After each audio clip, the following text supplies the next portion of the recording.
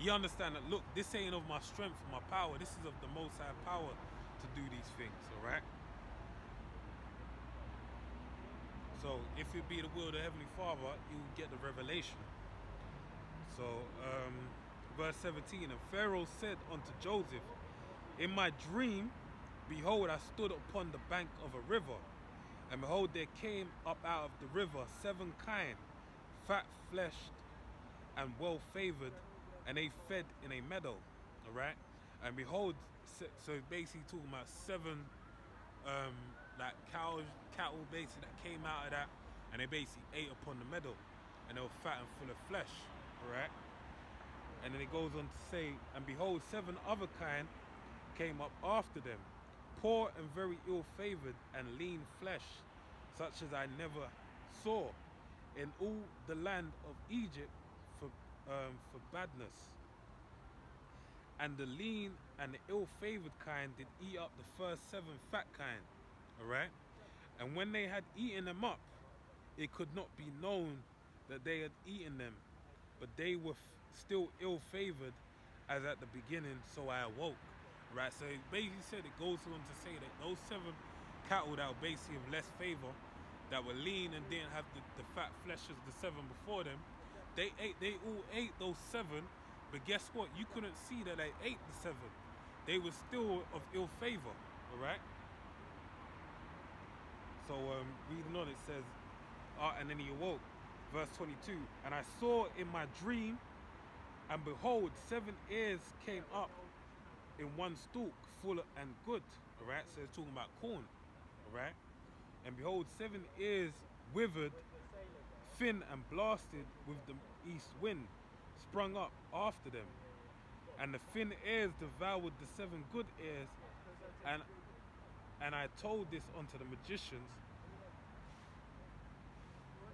but there was none that could declare it to me. So that shows you that, hey, I'm gonna get to that understanding. It's basically saying the same thing, but that basically shows you that dealing with the magicians in Egypt, as God, this precedes, this is before the time of Moses, basically. So the magicians that they had during the time of Moses were the same. They were no different from the magicians that were in this time, all right? They still lingered around till that time, okay? And why they were no different? Because they couldn't answer Pharaoh in this matter, all right? And that basically shows you that something like this, the reason why it happened was just to basically show that Joseph had the understanding, all right? The understanding wasn't for everyone. And ultimately, in doing so, what does that show you? It exalts the name of the Lord, all right? And gives him preeminence on the earth, okay?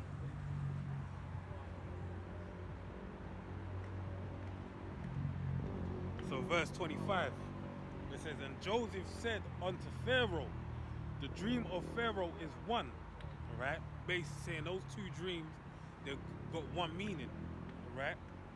The Most High have shown Pharaoh what he is about to do. The 7 good kind are 7 years, and the 7 good heirs are 7 years. The dream is one, all right? So talking about the 7, it all represents one thing, all right?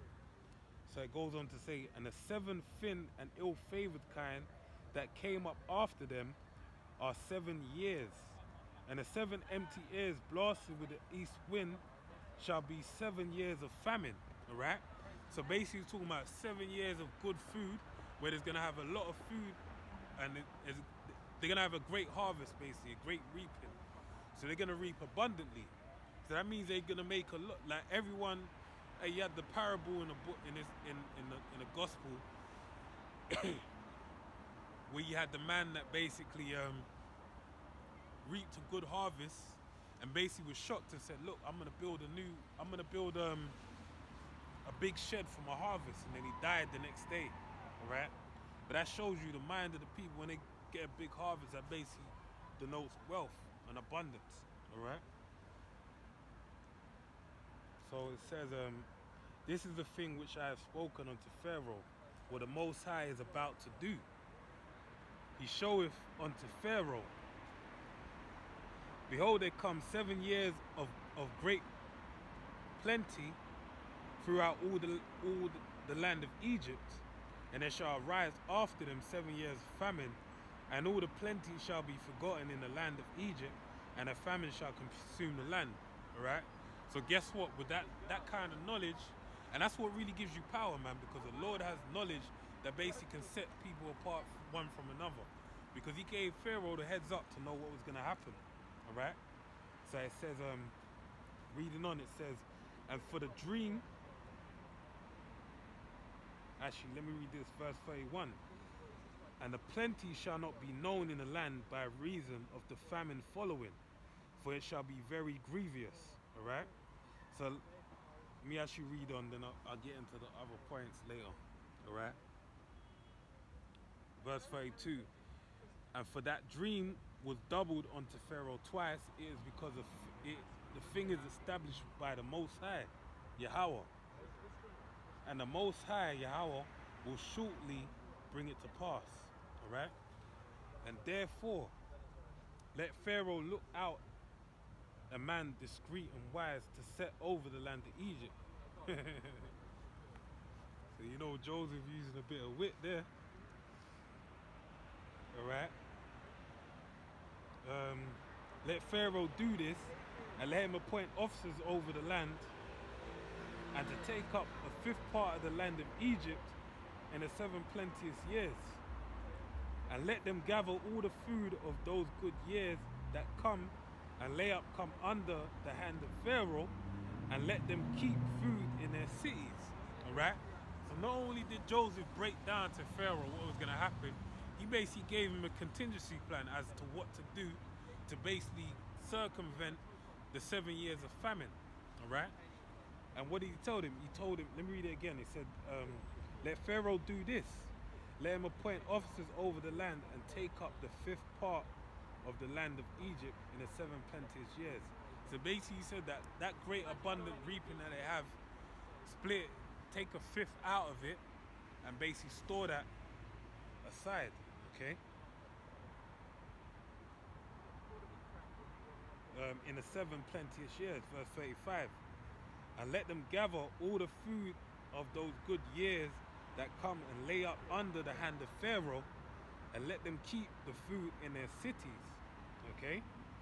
And that food shall be for store to the land against the 7 years of famine which shall be in the land of Egypt, that the land shall perish not through the famine. Alright? And the thing was good in the eyes of Pharaoh and the eyes of all his servants. And Pharaoh said unto his servants, can we find such a one as this is, as this? Sorry. We find such a one as this is, a man whom the Spirit of the Most High is. And Pharaoh said unto Joseph, for as much as the Most High hath showed thee all this, there is none so discreet and wise as thou art. Right? And I was, Joseph using his wisdom to basically set him in position to basically be that man over the grain and the storehouses of Pharaoh. Right? And obviously that's done through the spirit and power, Yahweh Shem El Shai, right? To put him in that position. Right, and it says, verse 40, thou shalt be over my house, and according unto thy word shall all my people be ruled. Only in the throne will I be greater than thou. Alright? So basically, underneath Pharaoh, Joseph was the greatest man in the whole of Egypt. Okay? And he was a Hebrew, mind you. I remember it was said that it was a dishonor for the Egyptians to sit and eat bread with the Hebrews. Okay? But Pharaoh liked him so much so that he allowed him to be second in command over Egypt. Alright? So it says, and Pharaoh took off his ring from his hand and put it upon Joseph's hand and arrayed him in vestures of fine linen and put a gold chain about his neck. Alright? Because a gold chain basically denotes sovereignty, rulership. Right? That's why you got Jake today, everyone wants a chain. Because they know in their spirit that it denotes kingship. Alright? But they ain't got it, man. Because kingship basically, that's why did Pharaoh put the ring on his finger and a gold chain about his neck? because he declared wisdom unto him. All right, that's what really gives you wisdom. That's why when all the ornaments that make you a king, a throne is what? It's a seat of judgment, right? To administer judgment. Do you have a crown upon your head? Why do you have a crown on your head? Because it represents. It basically is a form of jewelry around your head to show you that the head that you the the wisdom that's within your mind is of that ilk, right? It's royal, it's holy, it's golden basically. Then you basically have the thing known as a scepter, right? A scepter goes back to the rod of shepherds, basically, a shillelagh, right? Which is a king is basically a shepherd to the people. So all the ornaments of kingship basically denote rulership, and that's why he got the ring put on him and a golden chain. Okay. But anyway, and he made him ride in the second chariot which he had, and they cried before him, bowed the knee, and he made him ruler over all the land of Egypt. Right? So basically he made him a ruler over all the land of Egypt, okay? So he made him that great to where the Egyptians had to bow the knee behind him. And even Joseph was just all the way what's that word? He was used to people bowing the knee, like basically greeting him with some form of regard, man. Because even you had his father, Jacob, our forefather, Israel, who got his name fighting an angel, and our other forefathers, Reuben, Simeon, Levi, Judah, Issachar, on and on. They basically bowed the knee to also his brothers, and all of them bowed the knee to him, right? Because that's how great he was, okay?